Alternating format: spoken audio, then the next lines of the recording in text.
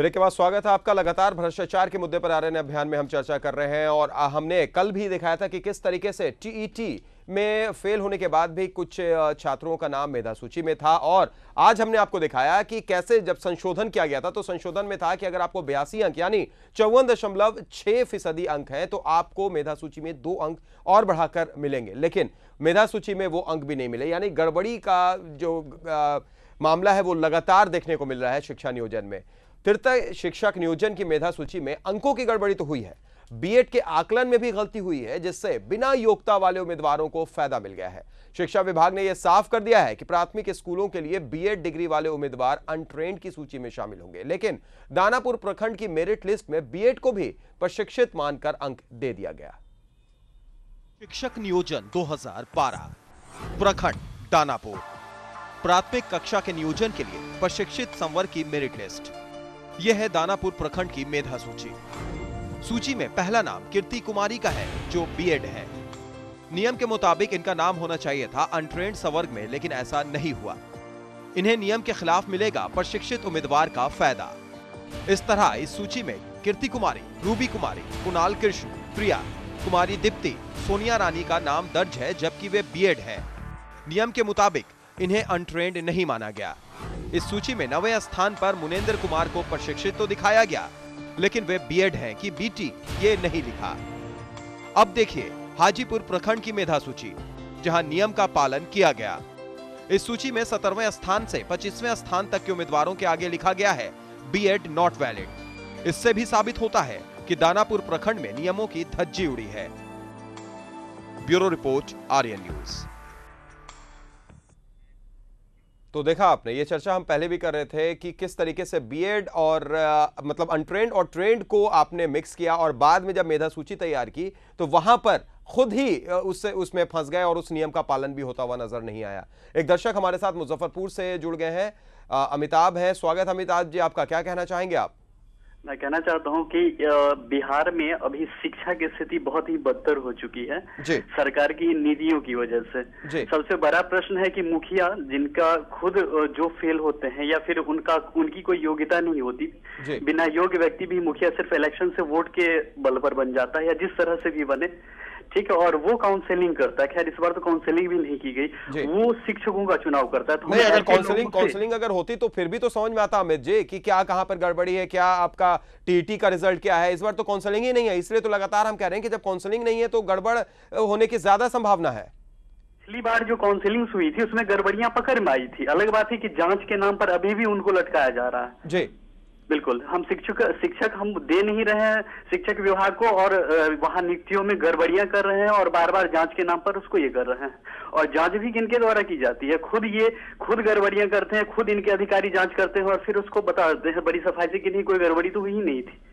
आपकी पकड़ में गड़बड़ियां आती है, हमारी पकड़ में आती है, मीडिया के पकड़ में आती है, पर इनके अधिकारियों को गड़बड़ी नजर ही नहीं आती। बिल्कुल सही कहा आपने, या तो नजर नहीं आती है फिर देखने के बाद भी आंख अपनी बंद कर ली जाती है। बहुत बहुत शुक्रिया हमारे साथ जुड़ने के लिए और बातचीत करने के लिए अमित आपका। तो बारी साहब, जो जिस तरीके से हम तस्वीरें देख रहे हैं या जो हम चर्चा कर रहे थे, आपने ब्रेक से पहले एक बड़ी अच्छी बात कही थी कि ट्रेंड और अनट्रेंड के जाल में फंसाने की कोशिश की गई।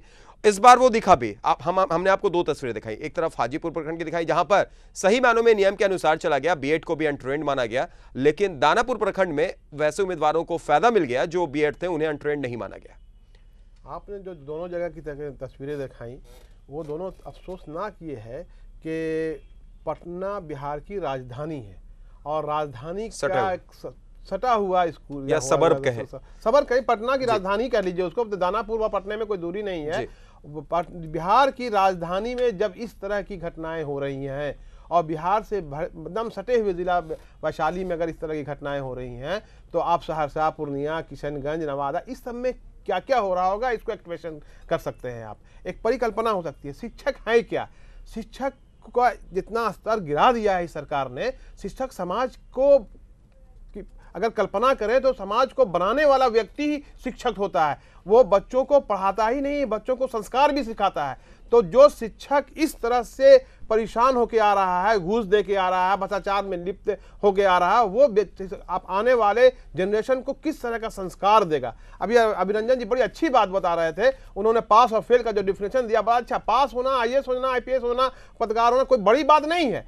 बात तो यह है कि आपके अंदर में, आत्मा में आप पास किए हैं कि नहीं किए हैं, आप सलाहियत से पास किए हैं कि नहीं किए हैं, आप में एबिलिटी है कि नहीं है, आपके समाज के प्रति जो दायित्व होना चाहिए वो दायित्व है कि नहीं है। सबसे बड़ा पॉइंट ये होता है। आप कहीं भी चले जाइए, आप मुख्यमंत्री नहीं, आप प्रधानमंत्री हो जाइए, लेकिन अगर समाज के प्रति जो दायित्व नहीं है तो उससे आप कहीं के नहीं है। और आज जो हो रहा है, ये सरकार समाज के प्रति दायित्व नहीं है, यही सबसे बड़ी प्रॉब्लम आज के सामने आ रही है। एक बात और अभी हमारे मित्र ने बड़े अच्छा मामला लाया है।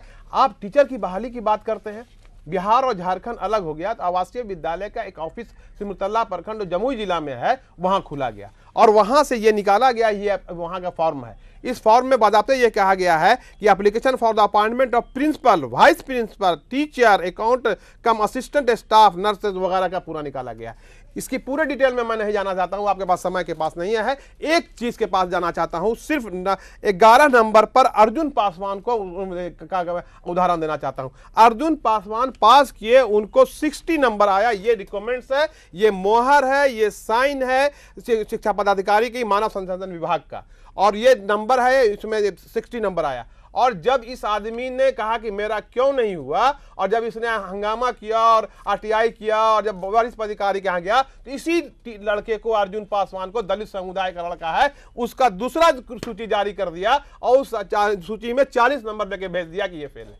बिल्कुल। तो इस तरीके के घपला दलित समाज के साथ हुआ, जिस दलित समाज की का वोट, चलिए बारी साहब, सरकार सत्ता में है, बारी साहब बिल्कुल इस बात को हम मानते भी हैं, और अकल जी आपके पास भी आएंगे। और लगातार ये दर्शक भी सोच होंगे कि जो तस्वीरें हम दिखा रहे हैं, या जो ये हम दिखाने की कोशिश कर रहे हैं कि TET में फेल होने के बाद भी कैसे मेधा सूची में उनका नाम है, या फिर बारी साहब ने जो बातें बोली, ये आप जरूर कंफ्यूज होंगे कि क्या ये सिर्फ हम आपको आंकड़ों के जरिए दिखा रहे हैं। इसकी तहकीकात में अगर आप जाएंगे तो आप ये जरूर सोच रहे होंगे कि आप जब BTET के साइट पर जाते होंगे तो वहां पर वो रिजल्ट डिलीट कर दिया गया। लेकिन हम आपको अब ले चलते हैं अपने विशेषज्ञ के पास, जो आपको ये बताएंगे कि अभी भी देखा जा सकता है, रोल नंबर डाल के देखा जा सकता है कि रिजल्ट क्या था और क्या उनका नाम मेधा सूची में होना चाहिए था या नहीं होना चाहिए था। हम चाहेंगे कि सीधे चले हम और अपने विशेषज्ञ के पास और वो हमें बताएं।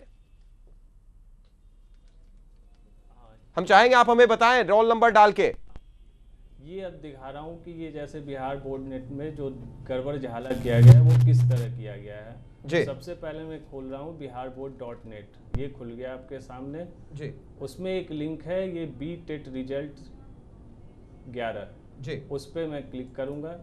क्लिक करने के बाद ये आ रहा है आपके पास विंडो। इसमें अगर कोई रोल नंबर मैं डालूँगा जो अभ्यर्थी का है, जैसे मैं डाल रहा हूँ ये 3712111625 जी, ये इनका डाल के मैं सर्च में डाल रहा हूँ। ये दिखा रहा है यहाँ पे रिजल्ट नॉट फाउंड जी, मतलब ये डेटाबेस में नहीं है।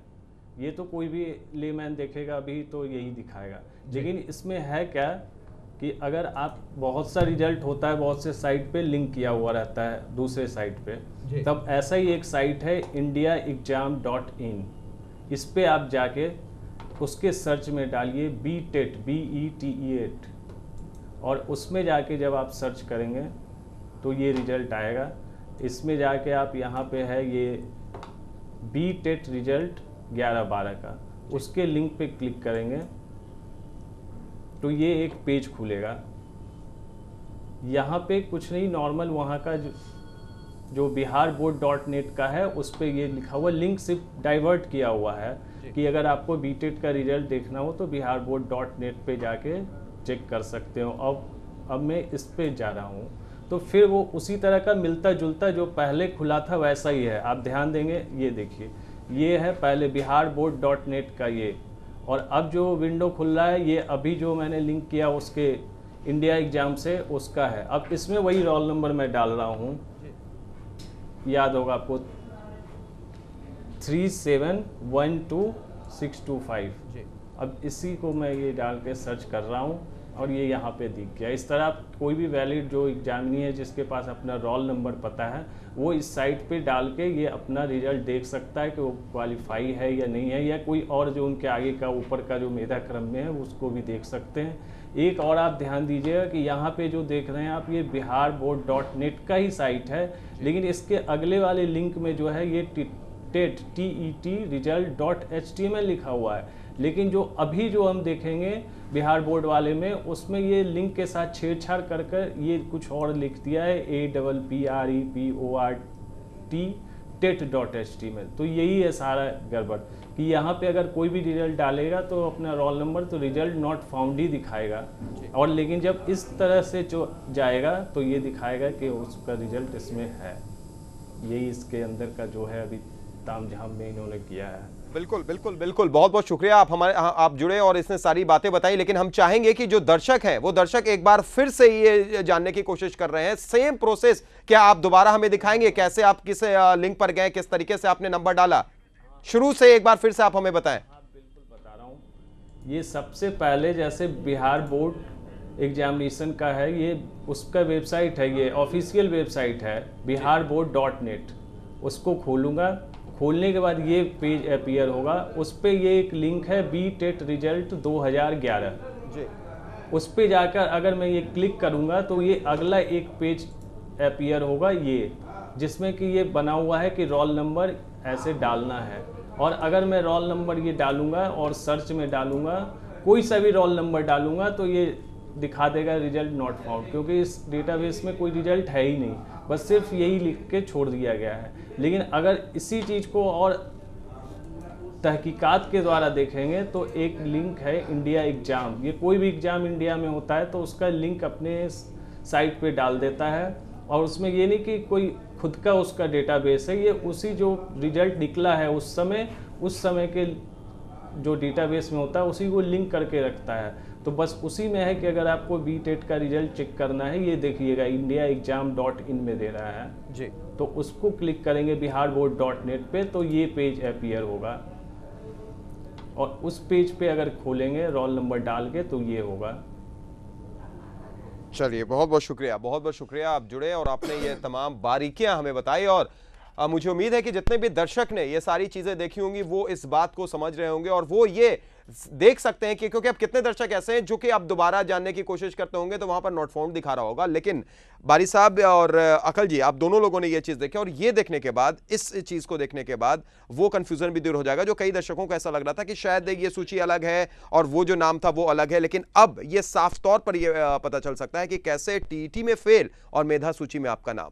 आपको तो आर्यन अभियान में भ्रष्टाचार उजागर करने के लिए बधाई मिलती थी, लेकिन आज विशेष तौर से मैं इस प्रोग्राम में इस तरह की चीजों को उजागर करने के लिए बधाई देता हूं, जिसको आपने प्रूफ प्रमाणित कर दिया कि भ्रष्टाचार व्याप्त है। चलिए, और भ्रष्टाचार व्याप्त कैसे है वो देख लीजिए। एक तरफ एक लड़का अपना नंबर डालता है, उसको नाउमीदी हो जाती है कि अब मेरा बहाली नहीं हुआ। साफ साफ शॉर्टकट में यही कहना चाहिए कि अगर लड़का ने नंबर डाला तो उसको क्लियर हो गया कि मेरा कोई रिजल्ट नहीं है। हम होते हुए भी अयोग्य बिहार सरकार द्वारा, भ्रष्टाचारियों द्वारा करार दे दिए गए, जबकि वही नंबर दूसरे वेबसाइट में जिसको खोजने में एक नया टेक्निक का नाम अपनाएगा, उतना दिमाग लगाना पड़ेगा। मामूली टीचर की बहाली हो रही है और जैसा IAS का टेंट की तरह से बताते दूसरे पर जाना है और वहां से निकालना है। चलिए, बिल्कुल पूरा डिटेलिंग है। बिल्कुल बारी साहब की साजिश जानबूझकर हो रही है। और अकल जी हम आपके पास आ रहे हैं, उससे पहले एक दर्शक हमारे साथ संतोष जुड़ गए हैं पटना से। स्वागत है संतोष जी, क्या कहना चाहेंगे आप? हाँ नमस्कार सर। जी नमस्कार, अपनी बात रखें। कहना ये है सर कि ये तृतीय शिक्षक नियोजन होने जा रहा है जी, लेकिन सरकार जब 2 नियोजन कर चुकी थी तो उसको दिमाग ये नहीं आया कि इतना नियम कानून हमको फेरबदल करना चाहिए था जी। जबकि इस बार जब नियोजन हो रहा है तो इसमें काउंसलिंग भी नहीं हो रही है, जबकि पहले सरकार ने ये कहा कि आप जितने जगह से फॉर्म भरना चाहते हैं भर लीजिए। उसके लिए हर लड़का को एक फॉर्म भरने के लिए 75 से 100 रुपए खर्च करना पड़ा, और TADA जो खर्च हुआ वो अलग। केवल ये पेपर 75 से 100 रुपए का देना पड़ रहा था। लेकिन ये अब हमको नहीं समझ में आ रहा कि जो लोग 1 से ऊपर जो सबसे टॉप पे हैं वो अगर 20 जगह से फॉर्म भरे हैं तो 20 जगह तो उनका हो गया, लेकिन सरकार कहती है कि 1 से 3 बार ही नियोजन मैं लूंगा। अगर कहीं पे 100 सीट है तो वहाँ 300 लड़के का नियोजन हो सकता है ज्यादा से ज्यादा। अगर वो 100-200 जो टॉप पे है वो वहाँ पे अगर नहीं नियुक्ति लेते हैं अपना 21 दिन अब कर दिया है सरकार ने, 21 दिन तक अगर नहीं लेता है तब 300 तक जा सकता है। और जो लड़का 600, 700, 800 पे बैठे हुए हैं उनका क्या होगा ये हमको समझ में नहीं आ रही है। बिल्कुल बिल्कुल बिल्कुल संतोष जी, सही कहा आपने। यही हमारा कंसर्न भी है, लगातार हम भी यही बात कर रहे हैं कि आखिर किस तरीके से ये भ्रष्टाचार चल रहा है। अकल राम जी, जैसा कि आप अभी बहुत ये लोगों का आपने शिकायत सुना, खास करके आर्यन टीवी के संपादक महोदय ने जिस तरह से उजागर किया, तो मैं उनके बातों से 100% सहमत हूं। और ये बता देना चाहता हूं कि ये सरकार जो है बिहार को 30 बरस नहीं वो वैदिक युग में ले जाना चाहते हैं कि कुछ ही लोग पढ़े और माने 99% जो गरीब है, 75% या 85% जो गरीब है वो एकदम गरीब होता चला जाए। इसके लिए सबसे पहले शिक्षा को ही बर्बाद करो। तो शिक्षा को बर्बाद करने का इन्होंने नियम बनाया। क्या नियम बनाया कि तृतीय शिक्षण नियोजन का जो नियम बनाया, उन्होंने एक निश्चित नियम नहीं बनाया, हम समय समय पर अपना नियम बदलते रहें। उसके अलावे जो भी अभी मेधा सूची दिए हैं वो पूर्णतः गलत सूची है।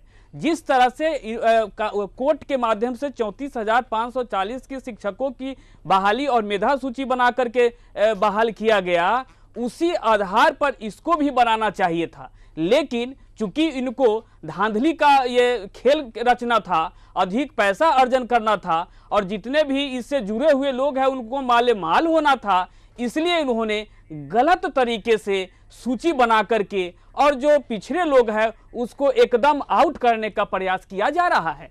चाहे ये एक तरफ कहते हैं कि मैं सुशासन हूँ, दूसरे तरफ कहते हैं कि मैं दलितों के हिमायत हूँ, तीसरे तरफ कहते हैं कि हम अक़लियतों को हिमायत हूँ। लेकिन इन्हीं अक़लियतों और दलितों पिछड़ों को बर्बाद करने का एक बहुत अच्छा नमूना पेश किया है, जिसमें पहला नमूना मैं आप पहले बता चुका हूं कि एक अर्जुन पासवान नाम का लड़का है, वो दलित समुदाय से आते हैं, संघर्षशील लड़का है, लेकिन उसके मेरिट को पूरा तरह से कूच दिया गया।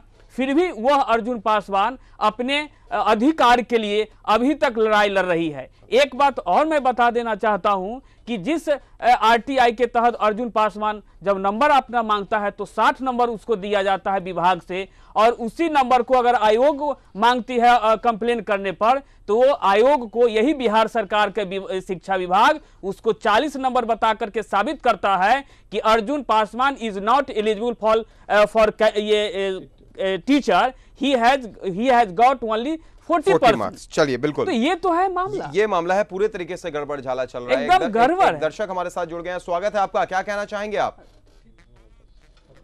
हमारी आवाज पहुंच रही है आप तक? हाँ हेलो जी जी, अपनी बात रखें। हाँ, मैं ये कहना चाह रहा हूँ कि जिस तरह से ओम प्रकाश चौटाला जी जेल गए जी, ये जब खुलेआम सब कुछ ये लोग देख रहे हैं जी, क्यों नहीं कोर्ट जाते हैं, क्यों नहीं सीबीआई जांच की मांग करते हैं?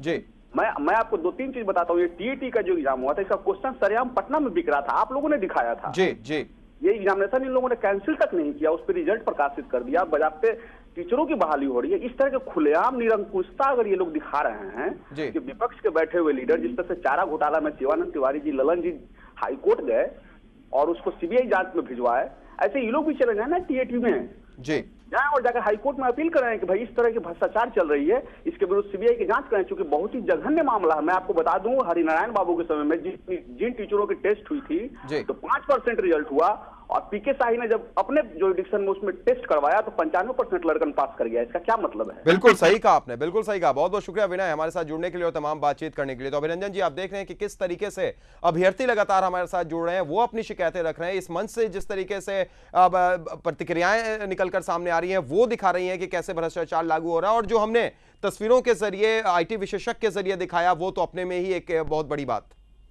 विनय ने जो अभी जुड़कर कहा वो बिल्कुल सही कहा। मैं भी इस बात से सहमत हूं कि जिस तरह से हरियाणा में आपने देखा कि फर्जी शिक्षक नियुक्ति मामले में पूर्व मुख्यमंत्री को जेल हो गई, उनके बेटे को जेल हो गई, सजा हो गई, अगर इस तरह से बिहार में भी किसी भी परीक्षा के बारे में मैं कहता हूं, चाहे वो बीपीएससी की परीक्षा हो, कर्मचारी चयन आयोग की कोई भी परीक्षा हो, आप ये टेट की परीक्षा उठा लो, सचिवालय सहायक कोई भी परीक्षा आप उठा लो, अगर आप इनकी तरीके से जांच करवा लेंगे तो इसके जो कर्ता धर्ता है वो सब भी जेल में होंगे। क्योंकि बिहार में दुर्भाग्य यह है कि भ्रष्टाचार को संस्थागत रूप मिल चुका है और उनके खिलाफ उंगली उठाने वाला कोई नहीं है, क्योंकि किताबों में, अखबारों में, पत्रिकाओं में सब जगह यह है कि बिहार में बहुत अच्छा राज चल रहा है। तो इसलिए ये सारी चीजें हो रही।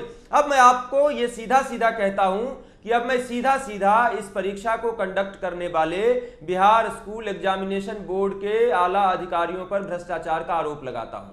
अब मैं सीधा सीधा आरोप लगाता हूं, और ये सीधा सीधा आरोप इसलिए लगाता हूं क्योंकि ये सबूत है। अभी आपने देखा कि हमारे विशेषज्ञ ने बताया कि किस तरह से बिहार स्कूल एग्जामिनेशन बोर्ड की जो वेबसाइट है, ये वेबसाइट है biharboard.net, उस पर लिंक का यूआरएल बदल दिया गया। इसलिए लिंक का यूआरएल बदल दिया गया कि जो घपले तुमने किए हैं उनके बारे में बच्चों को, विद्यार्थियों को, परीक्षार्थियों को जानकारी नहीं मिल सके। तो आप ये सोच लीजिए कि ये बिहार बोर्ड की वेबसाइट जो है, जो कंडक्ट करता है, जो चलाता है, वो कोई पंचायत में बैठा हुआ मुखिया भी नहीं चला रहा है उसको। ये बिहार बोर्ड के कर्ता धर्ता है, उनके निर्देश पर, उनके मार्गदर्शन में, उनके संरक्षण में उस वेबसाइट को चलाया जाता है। और उस वेबसाइट का लिंक बदलने का जो ये खेल हुआ है, जो लिंक का यूआरएल बदला गया है, वो किसी आदमी ने अपनी मर्जी से तो किया नहीं होगा। निश्चित रूप से इसमें बिहार बोर्ड के जो आला अधिकारी हैं उन सब का निर्देश रहा होगा, उन सब की मिली भगत रही होगी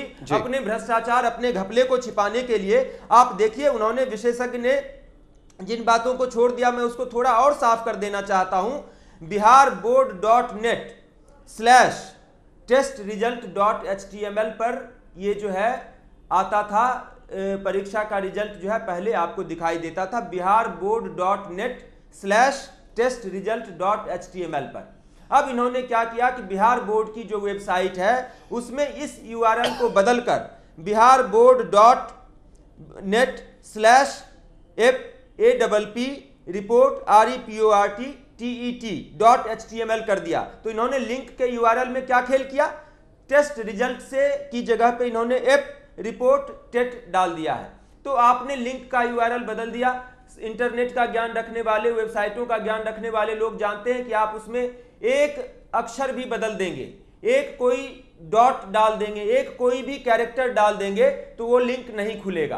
तो ये सारा इसमें खेल किया गया है। और ये सोचिए कि इतने सारे जो लाखों परीक्षार्थियों ने दिया है, सबके साथ ऐसा हुआ है। आज किसी का रिजल्ट नहीं आ रहा है। तो इसका मतलब यह है कि इन्होंने जानबूझकर किया है और ये निश्चित रूप से अपने भ्रष्टाचार को छिपाने के लिए किया है। लेकिन इनका भ्रष्टाचार आज उजागर हो चुका है। बिहार बोर्ड के आला अधिकारी इस भ्रष्टाचार में शामिल हैं। पंचायतों में जो नियोजन इकाइयां हैं, उन नियोजन इकाइयों के लोग शामिल हैं। और पूरा का पूरा ऊपर से लेकर नीचे तक सारे लोग जो है इस भ्रष्टाचार के खेल में शामिल हैं। हमारे विद्यार्थियों, हमारे नौजवानों के भविष्य के साथ खुल्लम खुल्ला खिलवाड़ चल रहा है, पैसे और घूसखोरी के दम पर। बिल्कुल सही कहा आपने, सिर्फ और सिर्फ भविष्य के साथ खिलवाड़ किया जा रहा है और शायद वंचित वर्ग को वैदिक वर्ग में ले जाने की कवायद भी चल रही है। बहुत बहुत शुक्रिया हमारे साथ जुड़ने के लिए अभिरंजन जी, इस तमाम 1 घंटे के दौरान।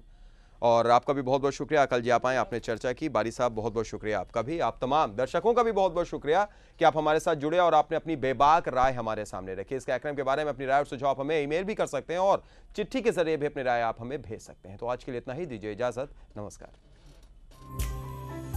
आप इस कार्यक्रम के बारे में अपनी राय, अपने सुझाव, अपनी समस्याएं हमें इस ईमेल आईडी पर भेज सकते हैं, feedback@rntv.co.in।